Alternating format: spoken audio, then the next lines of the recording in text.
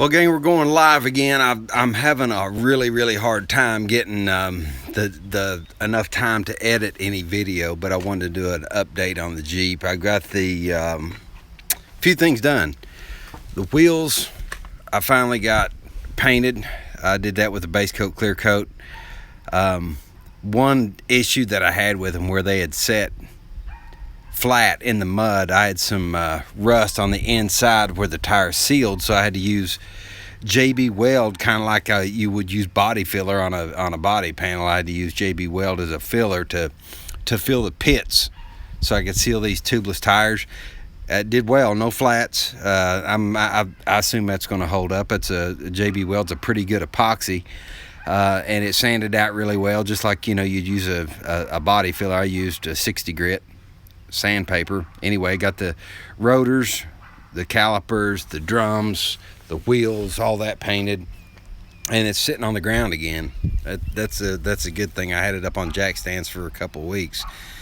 I'm working on getting the hood to latch and release like it should. I've got a lot of just how grease is. Over the years it'll accumulate dirt and it becomes more like putty than a lubricant. I'm trying to get the hood where it'll release right. I've been having trouble.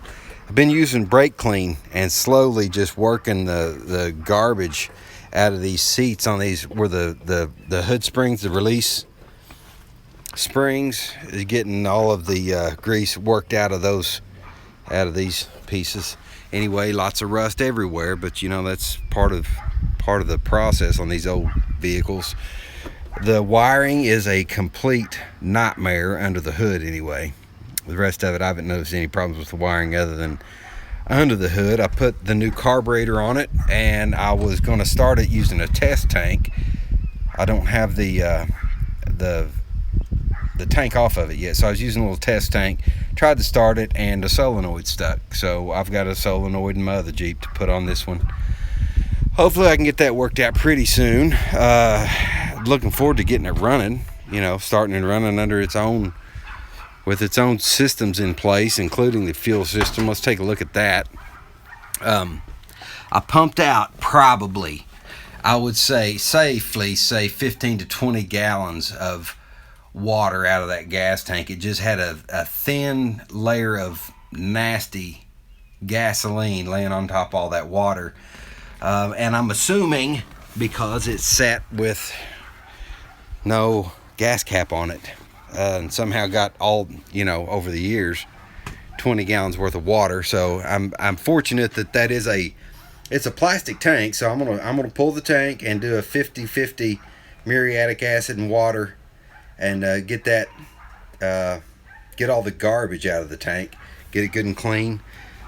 Door panels are inside. I haven't even started on those yet. They've got good skins, but the backing was shot, as you can imagine. Still haven't pulled the instrument panel. Need to do that. Need to get all the cables working, all the gauges working like they should. So that instrument panel's got to be pulled, and I've got all that work to do to get the color back, to get the needles painted and where we have green or red, whichever, get all that taken care of. I need to get some small stuff, I'd like to get that glued back on. I don't know if I can use like a weather strip adhesive or something, but we've got this, whatever, it's just bad. That's a bad deal right there. I got to fix that. Anyway, yeah, I'm making some progress. I'm making some forward progress. I don't know if you can see in there or not with the glare of this glass. Anyway, I've been cleaning out. I got all that old matting out of there.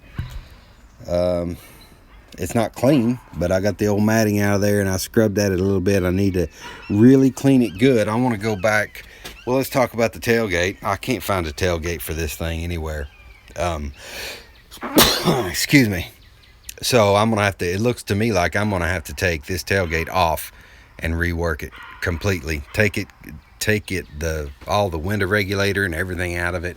Get it all cleaned up and working good. I've got the window where it'll go up and down now. But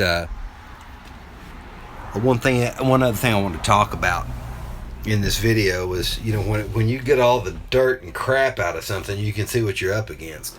And good examples over there where that seam sealer is, where it's coming out, there's rust that needs to be taken care of. We've got rust. It's bad. We've got to cut all this out. It's all got to come out and weld new metal in. I don't want to half bake this. This is probably the last vehicle that I'm gonna take in. It's like a wounded puppy or something, and nurse it back to health and keep it. This is probably it. So I want to do this one right. I have found some body panels for it. I found rockers. You can see the rockers are shot on this. I found rockers for 60 or 70 a piece, something like that. I'm gonna cut those out, weld new rockers in it. And I found these fender skirts, but I don't think I'm gonna cut those out and put all new in. I think I'm gonna just have to fabricate some pieces, cut this out. But there's not enough to warrant really cutting the whole skirt out and welding a new skirt in. It'd be more work in that than fixing this little piece. And of course this little piece here, you know. But anyway, yeah, it's just a lot of work. And I've got this hump in the roof. I can push that out from the inside and it'll go right back down. So what I'm gonna have to do, in my estimation at this point, is pull the headliner and brace that.